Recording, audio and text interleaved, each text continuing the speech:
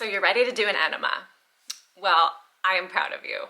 And even more than that, I'm excited for you.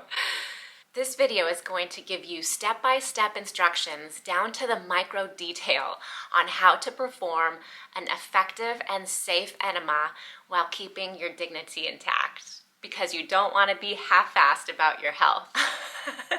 I'm Professor Mel, Head Dean at URS, the University of Rectal Sciences.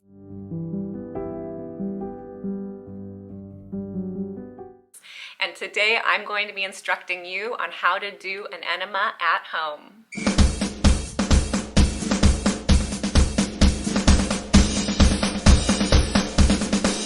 First, let's talk about equipment.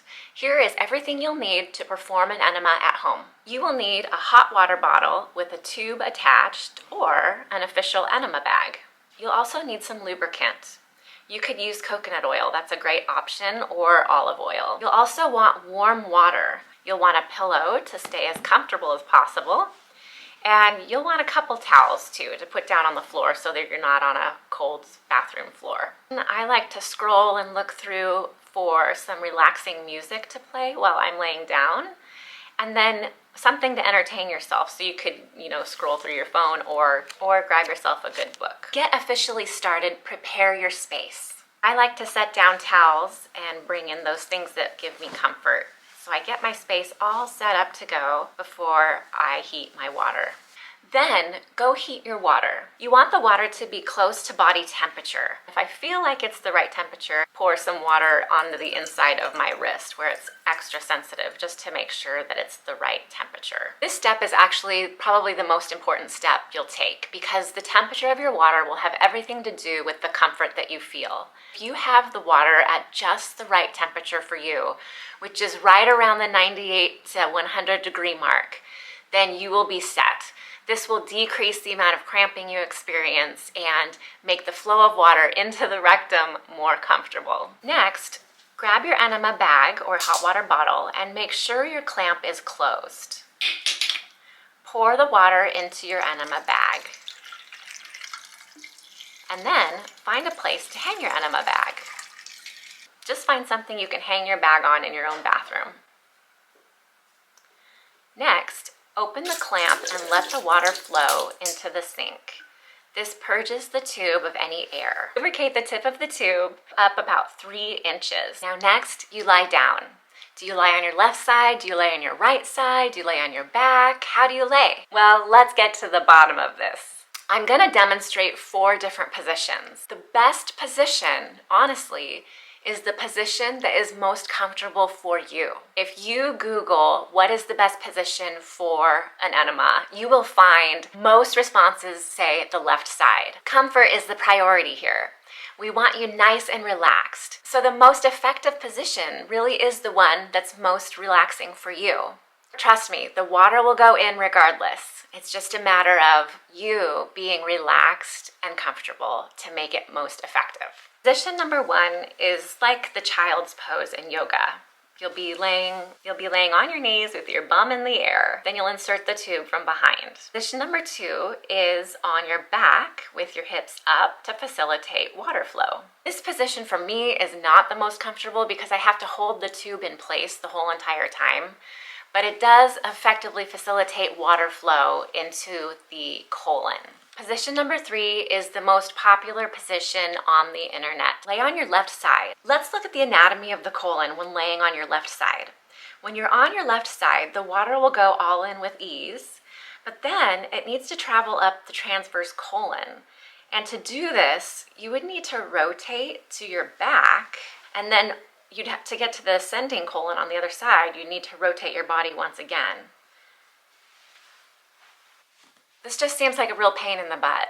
Not literally. That brings us to position 4, is laying on your right side. Again, let's look at the anatomy of the colon. The water still flows in. This position is the position that makes the most sense to me. You choose what works best for you. Before we move on to the main event, by becoming a subscriber today, you will receive a full ride scholarship to our PhD program in enema studies. So click the link in the description to find out more about our program, and thank you for becoming a subscriber. Our alums find so much success post-graduation, including but not limited to clean bowels, they resolve constipation, they cure the fever, cold, and flu, and they heal their troublesome symptoms. All of this and more can be yours at the University of Rectal Sciences. Now that you're in your preferred position, you'll insert the tube about 3 inches in, and you will release the clamp to let the water flow in. When you initially open up the clamp after first inserting the tube, let the water flow in slowly. Start really slowly so it's really comfortable.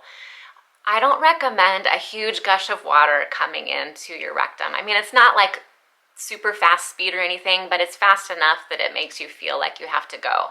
So just go little by little, open the clamp just a little bit, or even open the clamp all the way and pinch down on the tube so that you have direct control over the water flow. You can pinch it tight to stop it, or you can let go a little bit to let the water flow in. The faster and more water that gets in, the more urge you will have to go to the bathroom. So to prevent this, just keep a tight hold on the tube. You may feel the urge to immediately go to the bathroom. If this happens, you will put a stop to the flow of the water by either pinching the hose or clamping it down. And you can take some deep breaths at this point. So breathe deeply, and that feeling does subside. You just need to rest and breathe, breathe, breathe. Your goal is to get the entire amount of water into your colon without getting up to go to the bathroom.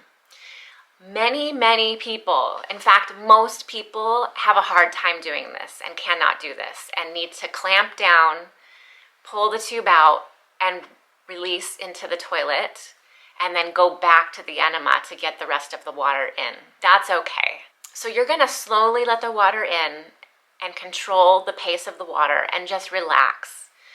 Listen to that relaxing music that I suggested, read a book, or distract yourself with scrolling, whatever you want to do during this time.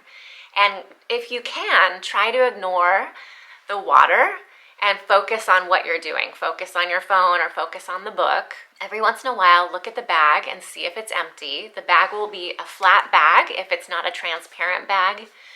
And you can see if it's completely flat, that means the water has gone into your colon. Pull the tube out and you will rest. Try to rest with the water in for 5 minutes. If you can go up to 15 minutes, that's fantastic. But just rest there for a little bit. And then when you really feel, because at some point you're going to really feel like you need to go, then obviously you'll stand up and you'll go and you use the bathroom. And while you're laying there, it may help to massage the abdomen and push in certain spots on the abdomen. And that's okay, because you're helping release the dried fecal material that's lining your colon, and that's the idea. So a nice massage on your colon, or kind of a pushing in your colon to help the water do its job, is a great way to spend your time while you are laying there with the enema water going in. Don't forget to check the link in the description box for a description of our programs at the University of Rectal Sciences. This was part 2 of my enema series. Stay tuned for part 3, where I describe enema aftercare. This is where I'll discuss how to take care of your body and your enema equipment after you're done with your enema. Thank you for being with me, your professor. This has been a wonderful experience with you, helping you with your first enema. And I look forward to seeing you in another video. You are a blessing. God's food.